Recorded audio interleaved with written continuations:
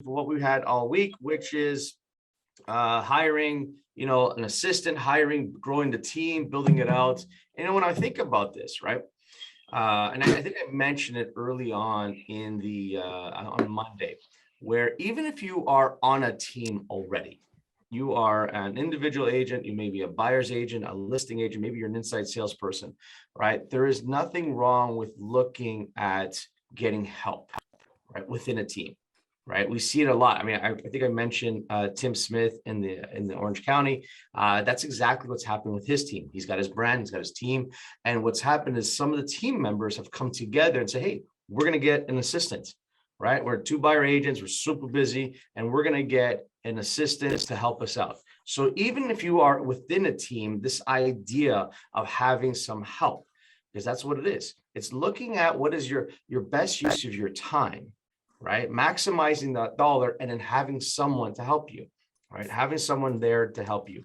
So we're going to continue the conversation. Today, we're going to go a little bit deeper on whether should you go with a virtual assistant or an actual assistant's assistant. Right? What should that be for you? Right? And when we talk about virtual assistants, there's many different types of virtual assistants. Right? Obviously, the first one we're going to always think about when we talk about virtual assistant would be an actual assistant, someone that's dealing with the everyday minutia of your business from afar. Right? And there's many different ways of doing that. So when we look at a virtual assistant, what are the pros and cons? So number one, you can get a virtual assistant that works per transaction, right? So I'm hiring an assistant, I'm doing a transaction, and I'm going to pay now somewhere in the neighborhood of $250 or $500 for that transaction so that they can do the paperwork, do all this stuff, take care of that. Like it's piecework that you can hire, right? Or you can hire someone that is a part-time assistant, someone that will be with you, let's say for 20 hours in the week, and they're going to do the work, whatever it may be, all the different type of tasks. Or you can have a full-time assistant. And in this case, more likely, right, it can be an in-house assistant or it can be a virtual assistant. Same with part-time. Part-time could be an in-house assistant or a virtual assistant. Piecework, for the most part, that would be a virtual assistant, right? Piecework would be mostly a virtual assistant, right? So what are the benefits? So let's go with a virtual assistant. Right? Yes, it could be piecework. You will have to communicate with them either by email or text, right? They may not have local knowledge of your marketplace, and mostly do marketing or the tasks and minutia that you need done. But they won't be able to drum up business for you through their sphere for people that they know. Right. And that's something to think about. We discussed yesterday how the possibility of having, if you hire an in-house assistant, using their sphere to generate business, if they know 200 people, we follow our system, get that 10%, that's 20 transactions, that would more than cover their cost and put some money in your pocket. So there's that idea. With a virtual assistant, that's out the window. That's not going to happen. Right. Now, an in-house assistant, you would pay them somewhere in the neighborhood of, somewhere $25, $35 an hour, right? They could also earn some bonuses with you, again, trying to get some referrals. You can also use them to build out systems in-house, like really have the systems in play. Hey, I have a deal, boom, structure, boom, and we're getting it done, right? And I think the biggest benefit with having someone in-house versus a virtual assistant would be because they know the market, because they're from that area, and they can bring in the referrals. They can bring in referrals for you from their database. So that's probably one of the biggest benefits of it. And of course, you want to give them their pay, right? How much should you pay for a referral from your database? A referral from your assistant, right? Think about that for a second. What should you pay them? Right? I'm a fan of paying them. You got to give them, right? So, if your marketplace, let's say average commission check is $10,000. If I was to refer you a lead as a realtor, it's not uncommon to get 25% referral fee, right? So I would get like $2,500. would you do the same for your assistant? Would you give them a 25% referral fee? I'm not sure if I would give that much because I am a licensed realtor. I've gone through the course. I've got my license. I would probably look at anywhere between 10 to 20%. So anywhere from $1,000 to $2,000, depending on your marketplace. I mean, I'm just based on $10,000 commission check, right? So 10 to 20% is fair, right? To your assistant, and they'd be extremely happy with that, right? So let's look at, where do you find an assistant? You guys know where to find them? You guys know where to find a virtual assistant? Anyone have any ideas? No? So let's jump into them. I'm going to share with you my screen. I'm going to go over a couple of sites that you should really mark them. So the first one is My Virtue Desk. My Virtue Desk is a company that does all the administrative work. They find the people for you. They find the virtual assistant. When you look at pricing wise, you're looking at somewhere in the neighborhood of, for an admin person or marketing, $9.55 an hour. Very inexpensive. If you want someone who's going to do your prospecting or ISA, you know, you're looking at $10.60 and transaction coordinator $11. Right now, it's a little bit higher when you hire a part-time assistant.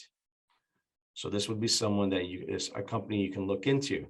Now, majority of the clients of their assistants will be coming from the Philippines. That's the majority. They come from the Philippines, right?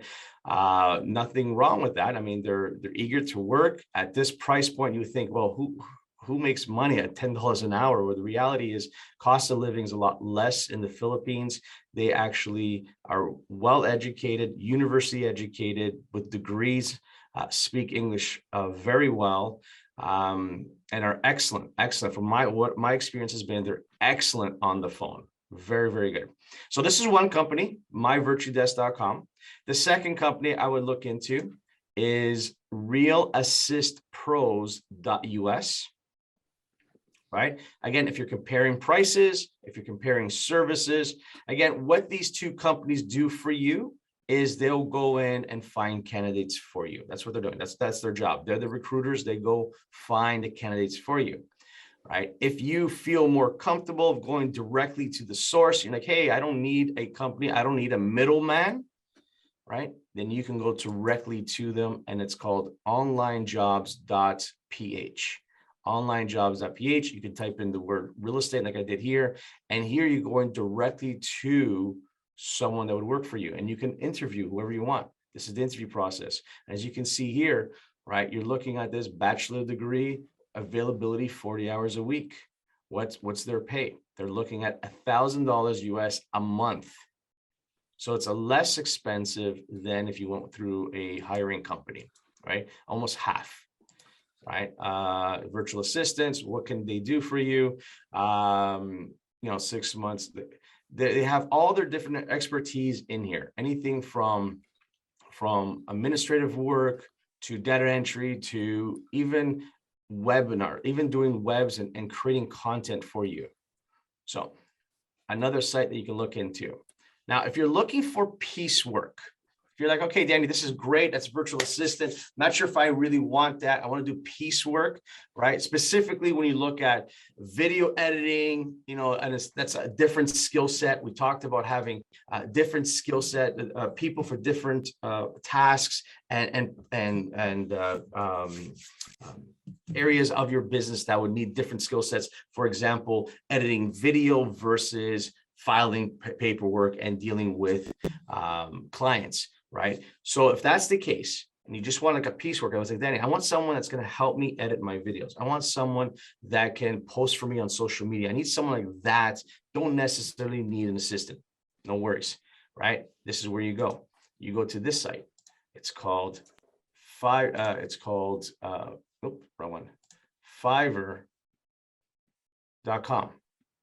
Okay. Fiverr.com. This is piecework. Go in here. Figure it, type in what it is that you want, search for it, and then you're gonna have professionals that come up and they'll like, for example, edit videos for YouTube. Just throw that in there, and then boom, Now you got people from all over the world who are freelancing, and you know what, whatever it may be, whatever you want done, they can do it for you. Okay, so that would be one. A second site that you may want to consider going to is Upwork. Same idea as Fiverr. So you go into Upwork, type in what is it you want, and then boom, you have someone there to help you. All right. Now, what if you're interested in getting someone in-house? Where do you find someone in-house?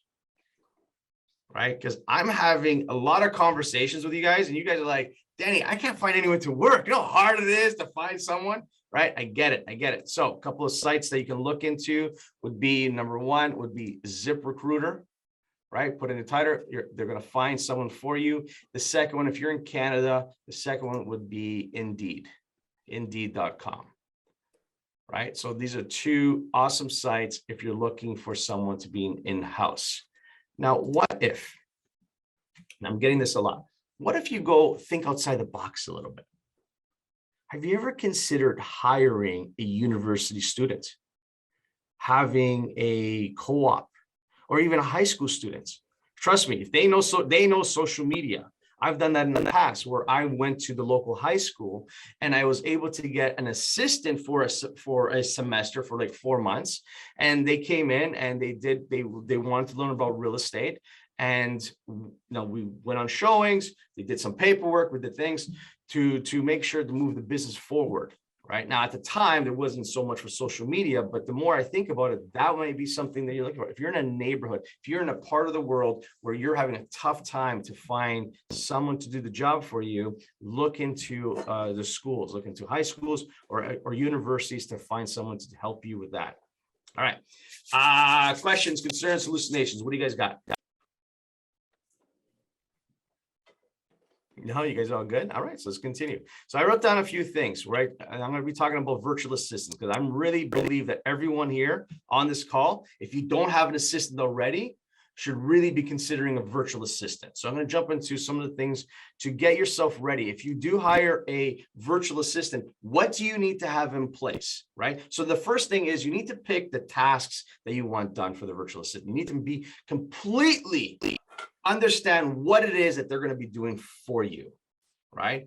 The idea really is for them to do these tasks as effective, as efficient as possible.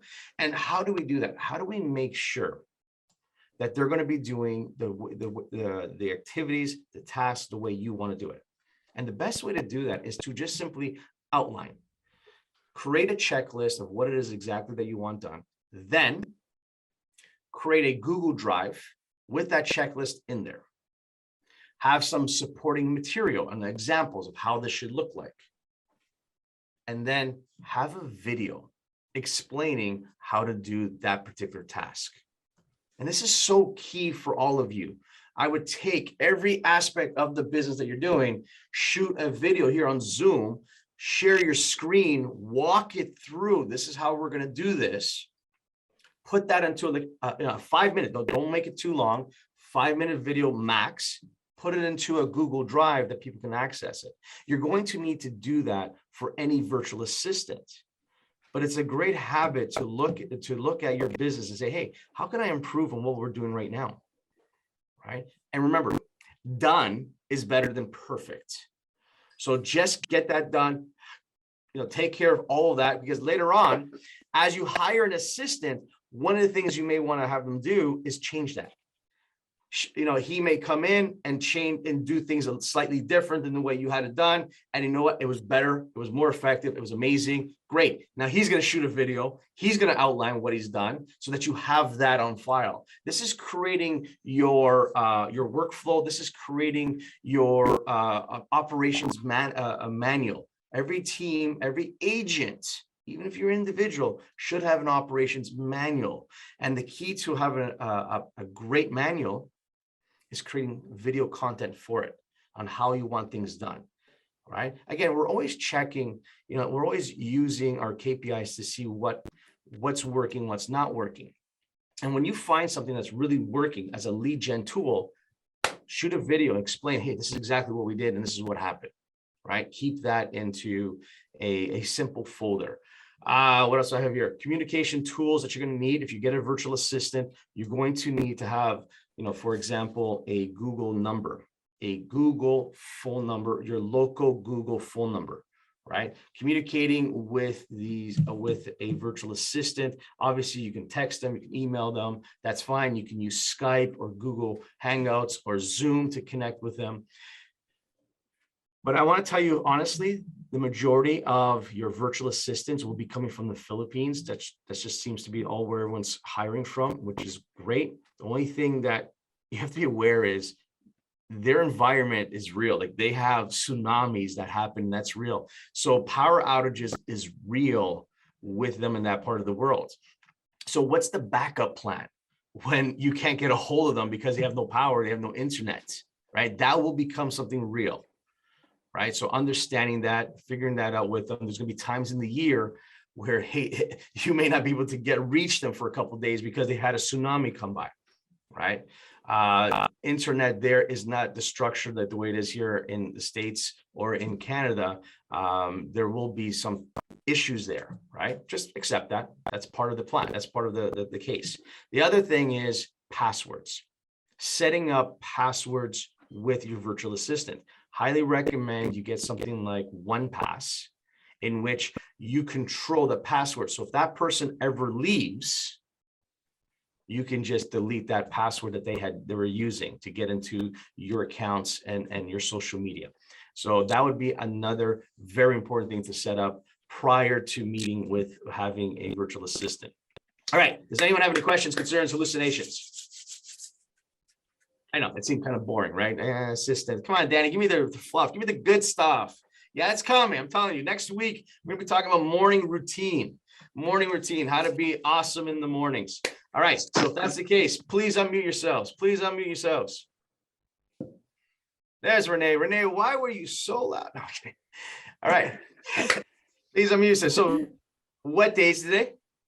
Money making day. That's right. It's a money-making day. So what do you have to do today in your business to help you move the needle? You guys are awesome. I'll talk to all of you tomorrow. Thanks so much. Thank you so much, Danny. Thanks.